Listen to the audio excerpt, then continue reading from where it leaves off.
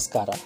Uppar creator YouTube ಚಾನಲ್ಗೆ ಸ್ವಾಗತ. ಈ ವಿಡಿಯೋದಲ್ಲಿ ಕುಂತಿಯು ದುರ್ವಾಸರಿಂದ ಪಡೆದ ವರವದ ಬಗ್ಗೆ ತಿಳಿದುಕೊಳ್ಳೋಣ ಹಾಗೂ ಕರ್ಣನ ಜನನದ ಬಗ್ಗೆ ತಿಳಿದುಕೊಳ್ಳೋಣ. ಸೂರನಿಗೆ ವಸುದೇವ ಮತ್ತು ಪೃಥ ಎಂಬ ಪುತ್ರ ಪುತ್ರಿಯರಿದ್ದರು. ಕುಂತಿ ಭೋಜನಿಗೆ ಸಂತಾನವಿಲ್ಲ.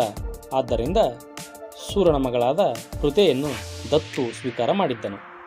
ಕುಂತಿಭೋಜನು ಸೂರನ ತಂದೆಯ ತಂಗಿಯ ಮಗ. ಕುಂತಿಭೋಜನ ಸಾಕು ಮಗಳಾದ ಕುಂತಿಯು ರಾಜಭವನದಲ್ಲಿ ಬೆಳೆಯುತ್ತಿದ್ದಳು. ವಯಸ್ಸಿನಲ್ಲಿ ಅವಳು ಚಿಕ್ಕವಳಾದರೂ ಚತುರೆ, ಸೂಕ್ಷ್ಮಮತಿ, ದೂರದರ್ಶಿಯಾಗಿ. ಒಂದು ದಿನ ಅರಸನಿಗೆ ಎಡಬಿಡದೆ ರಾಜ್ಯ ಕಾರ್ಯವಿತ್ತು. ಪ್ರಜೆಗಳನ್ನು ಒಡ ಹುಟ್ಟಿದ ಬಂಧುಗಳಂತೆ ಪರಿಪಾಲಿಸುತ್ತಿದ್ದ ಅವನಿಗೆ ಅರೆ ನಿಮಿಷವೂ ವಿರಾಮ ಇರಲಿಲ್ಲ. ಆ ದಿವಸ ಮಹಾತ್ಮರಾದ ದೂರ್ವಾಸರು ತಮ್ಮ ಶಿಷ್ಯರ ಒಡಗೂಡಿ ಕುಂತಿಭೋಜನ ಅರಮನೆಗೆ ಆಗಮಿಸಿದರು.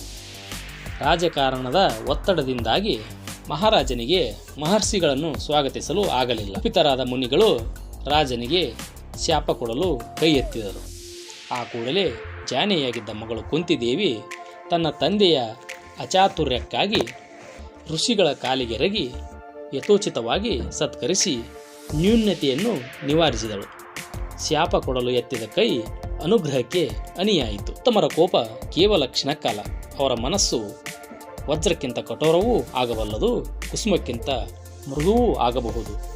ಶಾಂತಚಿತ್ತರಾದ ದೂರ್ವಾಸರು ಕುಂತಿಯನ್ನು ಹತ್ತಿರ ಕರೆದರು. ಮಗು, ಅರಮನೆಯ ಸುಖ ನಿದ್ರೆಯಲ್ಲಿ ಸುಖದ ಉಯ್ಯಾಲೆಯಲ್ಲಿ ಪವಡಿಸುವವಳಾದರೂ ನೀನು ಸ್ವತಃ ಮುಂದೆ ಬಂದು ಅತಿಥಿ ಸತ್ಕಾರ ಮಾಡಿ ನನ್ನ ಕೋಪವನ್ನು ತಣಿಸಿದೆ.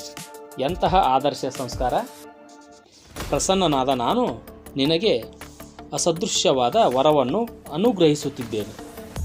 ಚಿಗುರುತ್ತಿರುವ ನಿನ್ನ ಬಾಳು ಹಸನಾಗಿ ಫಲಭರಿತವಾಗಲು 5 ಲೋಕಾಧಿವೀರರು ಆವಿರ್ಭವಿಸುವಂತೆ ವರವನ್ನು ಕರುಣಿಸಿದ್ದೇನೆ. ಯಾವ ದೇವತೆಗಳಿಂದ ಸಂತಾನವನ್ನು ಪಡೆಯಲು ಇಚ್ಛಿಸುವೆಯೋ ಅವರು ಪ್ರತ್ಯಕ್ಷರಾಗಿ ಪುತ್ರಾನುಗ್ರಹ ಮಾಡುವರು ಎಂದು ದೂರ್ವಾಸ ಮುನಿಗಳು ಕುಂತಿದೇವಿಗೆ ಹೇಳಿದರು. ಋಷಿಗಳು ಪ್ರಸನ್ನರಾಗಿ ತೆರಳಿದರು. ಆಕೆಯ ಹೃದಯ ಅರಳಿ ಮುನಿಗಳ ವರವನ್ನು ಪರೀಕ್ಷಿಸುವ ಕುತೂಹಲ ಅಂಕುರಿಸಿತು. ಇನ್ನಿತರ ಬಾಲಕಿಯರು ನಿರ್ಜೀವ ಗೊಂಬೆಗಳೊಂದಿಗೆ ಆಡುವುದಿದ್ದರೆ ತಾನು ಸಜೀವ ಗೊಂಬೆಯನ್ನು ತರುವ ನಿರ್ಧಾರ ಮಾಡಿದಳು. ಮಹಾನದಿ ಗಂಗಾ ತೀರಕ್ಕೆ ಬಂದು ಸ್ನಾನ ಮಾಡಿ ಶ್ವೇತ ವಸ್ತ್ರವನ್ನು ಉಟ್ಟು ಮುನಿಗಳು ಅನುಗ್ರಹಿಸಿದ ಮಂತ್ರ ಉಚ್ಚಾರಣೆಯಿಂದ ಸೂರ್ಯದೇವನನ್ನು ಪ್ರಾರ್ಥಿಸಿದಾಗ ಜಗಚಕ್ಷು ಒಲಿದು ಪ್ರತ್ಯಕ್ಷನಾದನು. ಕಣ್ತೆರೆದು ನೋಡಿದಾಗ ದಿವ್ಯಾಲಂಕಾರ ಭೂಷಿತನಾದ ಆದಿತ್ಯ ದೇವನನ್ನು ಕಂಡಳು. ಬಾಲಕಿಯ ಹೃದಯ ಕಂಪಿಸಿತು. ಒಡನೆ ಅವಳು ಬೆದರಿ ನೀನು ಇಲ್ಲಿಂದ ಹೋಗು ಎಂಬ ಬಾಲ ಭಾಷೆಯನ್ನು ಆಡಿ ಪ್ರಾರ್ಥಿಸಿಕೊಂಡಳು. ಸೂರ್ಯದೇವನು ಕುಂತಿಯನ್ನು ಸಮಾಧಾನಗೊಳಿಸಿ ಅವಳನ್ನು ಸ್ಪರ್ಶಿಸಿದ ಫಲವಾಗಿ ಲೋಕ್ ಸುಂದರನಾಗಿ ಶೋಭಿಸುವ ತೇಜಸ್ವಿಯಾದ ಶಿಶುವೊಂದು ಜನಿಸಿತು. ಆಗ ಸೂರ್ಯನು, ಕನ್ಯೆ, ನೀನು ಈ ಸುಂದರ ಮಗುವನ್ನು ಪಡೆದೆಯಾದರೂ ನಿನ್ನ ಕನ್ಯತನ ಕೆಡಲಿಲ್ಲ. ಅಂಜಬೇಡ, ನಿನಗೆ ಶುಭವಾಗುತ್ತದೆ ಎಂದನು. ಕುಂತಿಗೆ ಉಭಯ ಸಂಕಟವಾಯಿತು. ಶಿಶುವನ್ನು ಅರಮನೆಗೆ ಒಯ್ದರೆ ಪ್ರಜೆಗಳ ಪ್ರಶ್ನೆಗಳ ಸುರಿಮಳೆಗೆ ಹೇಗೆ ಉತ್ತರಿಸಲಿ? ಲೋಕ ಅಪವಾದದಿಂದ ಯಾವ ರೀತಿ ಪಾರಾಗಲಿ? ಜನ್ಮ ಕೊಟ್ಟ ವಂಶವನ್ನು ಸಾಕಿ ಸಲಹಿದ ಕುಂತಿಭೋಜ ಮಹಾರಾಜನನ್ನು ನಗೆಗೀಡು ಮಾಡಲೇ? ಹೀಗೆಯೇ ಯೋಚನಾ ತರಂಗಗಳು ಒಂದರ ಮೇಲೊಂದು ಉದ್ಭವಿಸಿದವು. ತನ್ನೊಳಗೆ ತಾನು ನೊಂದು ಮೂಕಳಾಗಿ ಬೋರ್ಗರೆದು ಹರಿಯುತ್ತಿರುವ ಗಂಗಾ ನದಿಗೆ ಕರ ಜೋಡಿಸಿ ಪ್ರಾರ್ಥಿಸಿದಳು. ಅಮ್ಮ, ಅರಿಯದೆ ದೊಡ್ಡ ಪ್ರಮಾದ ಎಸಗಿದ್ದೇನೆ. ಲೋಕ ಅಪವಾದಕ್ಕೆ ಹೆದರಿ ಈ ಕೂಸನ್ನು ನಮ್ಮ ಅರಮನೆಗೆ ಕೊಂಡುಕೊಂಡು ಹೋಗಲಾರೆ. ನಿನ್ನ ಸೀರೆಯ ಸೆರಗಿನಂತಿರುವ ಈ ಮಹಾಪ್ರವಾದದಲ್ಲಿ ತೇಲಿಬಿಡುತ್ತಿದ್ದೇನೆ.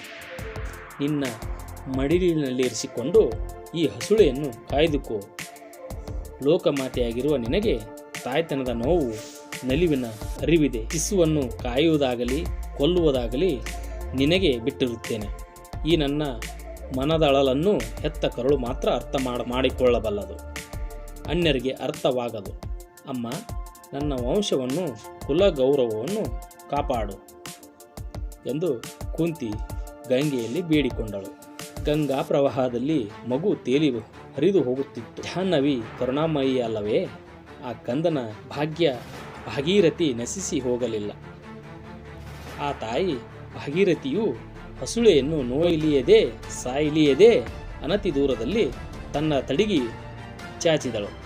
ಎಸೆಯಲ್ಪಟ್ಟ ಮಗು ವಿಶ್ವಚಕ್ಷುವಾದ ಸೂರ್ಯನನ್ನು ನೋಡಿ ಹೋ ಎನ್ನುತ್ತಾ ಕೈಕಾಲುಗಳಿಂದ ಮಳಲನ್ನು ಕೊಡುಹುತ್ತಿದ್ದ ದೃಶ್ಯವನ್ನು ಸನಿಹದಲ್ಲಿ ಹೋಗುತ್ತಿದ್ದ ಅಧಿರಥನು ನೋಡಿದನು. ಸಂತಾನವಿಲ್ಲದೆ ನರಳುತ್ತಿದ್ದ ಅವನ ಹೃದಯಕ್ಕೆ ಶಿಶುವನ್ನು ಕಂಡಾಗ ಎಲ್ಲಿಲ್ಲದ ಆನಂದ. ಮನೆಯ ನಂದಾದೀಪ ಬೆಳಗಿಸುವುದಕ್ಕೆ ಭಗವಂತನೇ ತಂದಿರಿಸಿದನು ಎನ್ನುವ ಸಂತೋಷ. ಆ ಸುಂದರ ಶಿಶುವನ್ನು ಕೈಗಳಲ್ಲಿ ಎತ್ತಿಕೊಂಡು ತನ್ನ ಕುಟೀರಕ್ಕೆ ಓಡೋಡಿ ಬಂದನು. ರಮಣಿ,